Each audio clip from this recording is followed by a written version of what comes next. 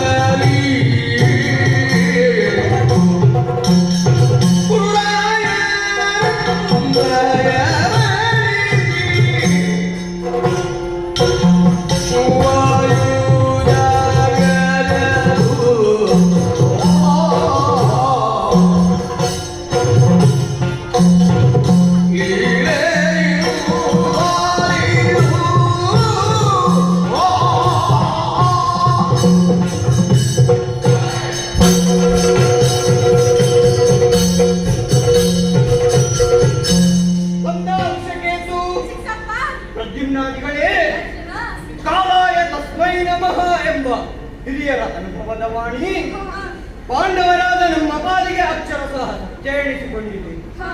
ಚಕ್ರವರ್ತಿಗಳ ಮಕ್ಕಳಾದರೂ ಕಾಡಿನಲ್ಲಿ ಹುಟ್ಟಿ ಬೆಳೆಯಬೇಕಾದ ಪ್ರಮೇಯ ಒದಗಿ ಬಂತು. ಅಜ್ಜಯ್ಯ ಭೀಷ್ಮಾಚಾರ್ಯರ ಆಶೀರ್ವಾದದಿಂದ ಮತ್ತೆ ಗುರುವನ್ನು ಸೇರಿದೆವು. ಉಭಯ ಕುಲವಿಲ್ಲೋಚರಾದ ದ್ರೋಣಾಚಾರ್ಯರಿಂದ ಶಾಸ್ತ್ರ ಶಸ್ತ್ರಾಭ್ಯಾಸವನ್ನು ಅಭ್ಯಸಿಸುವ ವೇಳೆಯಲ್ಲಿ ಅಣ್ಣ ಧರ್ಮರಾಯ ಹಸ್ತಿನಾವತಿಯ ರಾಜನಾಗಿದ್ದ. ಯಾಗ ಹಸ್ತಿನಾವತಿಯ ರಾಜನಾಗಿದ್ದ. ಕುರುಕ್ಷೇತ್ರ ರಣಭೂಮಿಯಲ್ಲಿ ಕೌರವ ಪಾಂಡವರಾದ ನಮ್ಮೊಳಗೆ ಮಹಾಯುದ್ಧವೇ ನಡೆದು ಹೋಯಿತು. ಅಣ್ಣ ಧರ್ಮಜ ಯಾಗದೀಕ್ಷಾಬದ್ಧನಾಗಿದ್ದಾನೆ.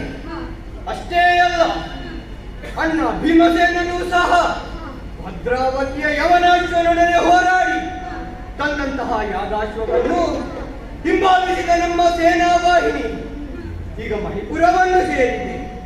ಏನಾಶ್ಚರ್ಯವಿದು! ಈ ಪುರದ ಪರಿಚಯವನ್ನು ಕೇಳುತ್ತಿರುವಾಗ ನನ್ನ ಪಕ್ಷಿನಿವಾರಿಯೊಂದು ನನ್ನ ತಲೆಯನ್ನು ಮೆಟ್ಟಿ ಹಾರಿ ಹೋಯಿತಲ್ಲ. ಏನಿದರ ಅರ್ಥ? ಅವಶಕುನವೇ, ಯುದ್ಧ ಸಂಘಟಿಸಿದೆ, ಹೋರಾಟ ಅನಿವಾರ್ಯವಾಗಿದೆ.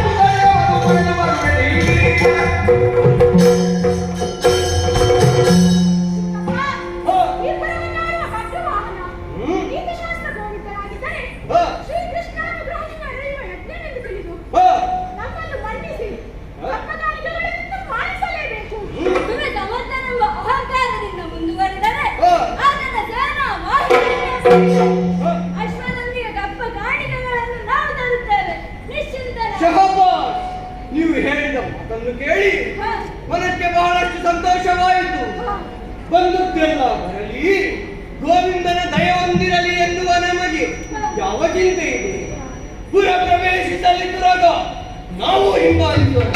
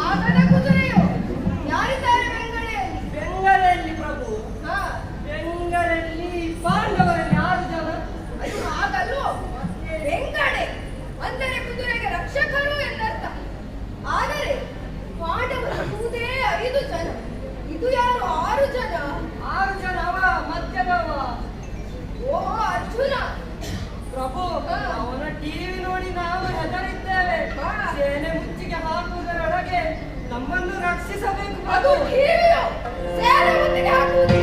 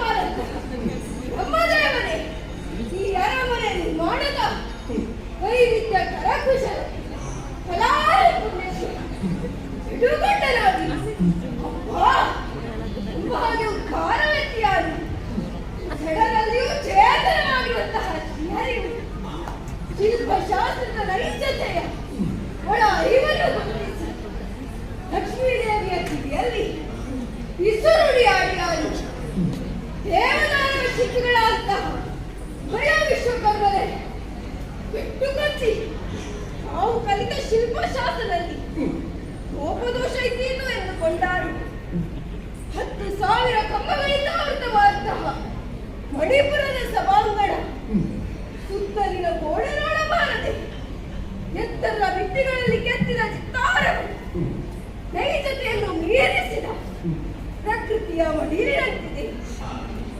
ಕೆತ್ತಿದ ಹಣ್ಣು ಹಂಪಲು ದ್ರಾಕ್ಷಿಯ ಗೊಂಚಲು ಕಿತ್ತು ತಿನ್ನೋಡೇರಿಸುವಷ್ಟು ಸಹಜತೆಯನ್ನು ವ್ಯಕ್ತಪಡಿಸುತ್ತಾ ರಾಮರಾವಣನ ವ್ಯಕ್ತಿ ಚಿತ್ರ ತ್ರೇತಾಯುಗದ ಸಂಗ್ರಾಮ ಇನ್ನೂ ಮುಗಿದಿಲ್ಲ ಎನ್ನುವ ಹಾಗೆ ನೋಡುಗರ ಚಿತ್ತಾವ್ಯಕ್ತಿಯಲ್ಲಿ ಉತ್ತರಿಸುತ್ತಾ ಉಂಟು. ಮೂರ್ತಿತ್ರಯರು ಅಭಯಾಸ್ತ್ರಹಸ್ತರಾಗಿ ನಿಂದಿರುವುದನ್ನು ಕಂಡರೆ ಕೆತ್ತಿದ ಚತುರ ಶಿಲ್ಪಿಯನ್ನು ನೀನು ಅಮರ ಶಿಲ್ಪಿಯಾಗು ಎನ್ನುವ ಹಾಗೆ ಅನುಗ್ರಹಿಸುವಂತಿದೆ. 10,000 ಕಂಬಗಳಲ್ಲಿ ಸುತ್ತಿ ಬೆಳೆಸಿ ಬೆಳೆದಿರುವ ಶಿಲ್ಪಗಳ ಕೆತ್ತನೆಯ ಬಳ್ಳಿಗಳು, ಅವುಗಳಲ್ಲಿ ಅಂಕುರಿಸಿದ ಸುಮತ ಮುಖಗಳು ನಾವೇನೋ ಪ್ರಕೃತಿಗಿಂತ ಭಿನ್ನವಾಗಿದ್ದೇವೋ ಎನ್ನುವಂತಿದೆ. ಮುಂಬಾಳ ದೀವಿಗೆಯ ಬೆಳಕಿಗೆ ಇಡೀ ಅರಮನೆ ಶೋಭಾಯಮಾನವಾಗಿ ಕಂಗೊಳಿಸುತ್ತಾ ಇದೆ. ಅಂದ ಸೇರಿ ಅವಕ್ಕೆ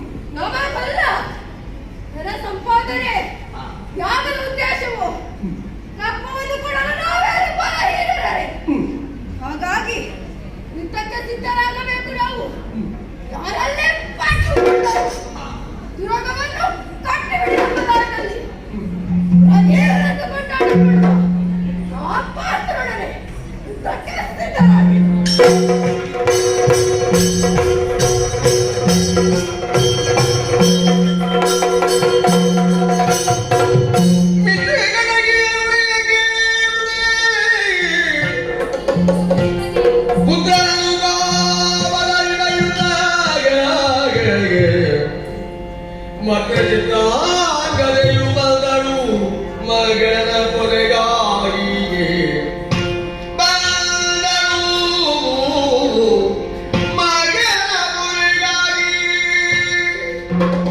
ಅಯ್ಯೋ ಶಿವನೇ, ಈ ಚಿತ್ರಾಂಗದ ಜೀವನದಲ್ಲಿ ಏನು ನಡೆಯುತ್ತಿದೆ? ಆರಂಭದಲ್ಲಿ ಮಿತ್ರೆ ಕಟಕಿಯಾಡಿದ ನುಡಿಯನ್ನು ಕೇಳಿ ಹಲವು ಸಂವತ್ಸರಗಳಿಂದ ಕಾದು ಕುಳಿತಿದ್ದ ನನ್ನವರ ಆಗಮನ ಸಂತೋಷವನ್ನೇ ನೀಡಿತ್ತು. ಆದರೆ ಇವನೊಬ್ಬ ನನ್ನ ಮಗ ಬಬ್ರುವಾಹನ ಅವರ ಯಾಗದ ಕುದುರೆಯನ್ನೇ ಕಟ್ಟಿ ಮಣಿಪುರದ ಸಂತೋಷವನ್ನೇ ಹಾಳು ಮಾಡಿದ. ಯುದ್ಧಕ್ಕೆ ಸಿದ್ಧನಾಗಿದ್ದಾನಂತೆ. ಹರಿದು ಬುದ್ಧಿ ಹೇಳದಿದ್ದರೆ ಅನಾಹುತವಾದೀತು. ಅದರಲ್ಲಿಯೇ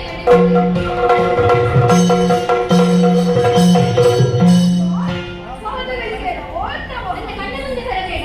ಅಮ್ಮ, ನಾನಮ್ಮ ಇದೊಂದು ಬಬ್ರುವಾಹನ.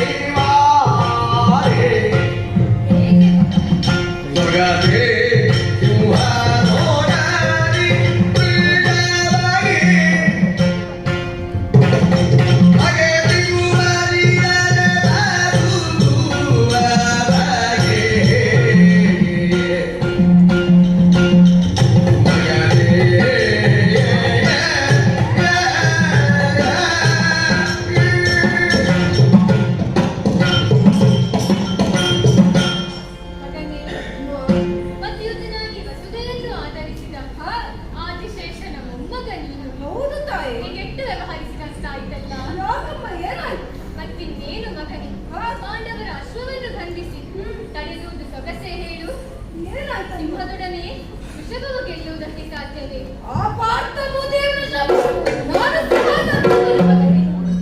ಸಾಗರಮತಿ ಸಿಟ್ಟು ಅಮೃತಕ್ಕಾಗಿ ಆದರೂ ಆರಂಭದಲ್ಲಿ ವಿಷವೇ ದೊರಕಿತ್ತಂತೆ. ನಿನ್ನನ್ನು ಅಮೃತ ಸಮಾನಾದ ಪುತ್ರನೆಂದು ಭಾವಿಸಿದ್ದರು. ವಿಷಪ್ರಾಯನಾದ ಎಲ್ಲ ಮಗನೇ. ನೀನು ಮಾಡಿದ್ದು ಸರಿಯಲ್ಲ ಮಗನೇ. ಲೋಕಗಳಲ್ಲಿ ಕಟ್ಟಾಳುವಾದಂತಹ ಪಾರ್ಥ ಮಹಾಶಯನನ್ನು ವೈಭವದಿಂದ ಅರಮನೆಗೆ ಕರೆದುಕೊಂಡು ಬಾ. ಪಾರ್ಥನನ್ನು ನಾನು ಯಾಕಿಂದ ಕರೆದು ತರಬೇಕು ತಾಯಿ? ಮಗನೇ, ಪಾಂಡವರಾಗಿವರಿಯ ಯಾರಮ್ಮ? ಧರ್ಮದ ಭೀಮಾದಿಗಳು ನನಗೆ ದೊಡ್ಡಪ್ಪಂದಿರು ಮಗನೇ. ನಕುಲ ಸಹದೇವರು ಚಿಕ್ಕಪ್ಪಂದಿರು. ಮಧ್ಯಮ ಪಾಂಡವನಾದ ಪಾರ್ಥ ಮಹಾಶಯ ನಿನಗೆ ತಂದೆ ಮಗನಪ್ಪ. ಆದ್ದರಿಂದ ತಡ ಮಾಡದೆ ಕೃಷ್ಣ ಮೈದುನಾದ ನನ್ನ ರಸ ಅರ್ಜುನ ದೇವರನ್ನು ಕರೆತಂದು ಪಾದಕ್ಕೆರಗು ಮಗನೇ. ಅಶ್ವವನ್ನು ಕ್ಷಾತ್ರಿಯ ಬದ್ಧಕ್ಕನುಗುಣವಾಗಿ ಕಟ್ಟಿದೆ ತಾಯಿ. ನನ್ನ ತಪ್ಪನ್ನು ಮನ್ನಿಸಬೇಕಮ್ಮ. ಹೇಳು. ಆ ಪಾರ್ಥ ಮಹಾಶಯ ನನಗೆ ಹೇಗೆ ತಂದೆಯಮ್ಮ? ಯಾಕೆ ನಮ್ಮ ನುಡಿದು ಅವರು ದೂರವಾದರು ತಾಯಿ? ಮಗನೇ, ಇಂದು ತೀರ್ಥಯಾತ್ರೆಗೆಂದು ಪಾಂಡವರು ಹರಿಪುರಕ್ಕೂ ಬಂದಿದ್ದರು. ನನ್ನನ್ನು ಗಾಂಧರ್ವ ವಿಧಿಯಲ್ಲಿ ವಿವಾಹವಾದರು. ನಮ್ಮಿಬ್ಬರ ದಾಂಪತ್ಯದ ಫಲವಾಗಿ ನೀನು ನಿಂತಿದೆ. ನೀನವರ ಮಗ ಎನ್ನುವ ಸತ್ಯ ಹೇಳಿ ಅವರನ್ನು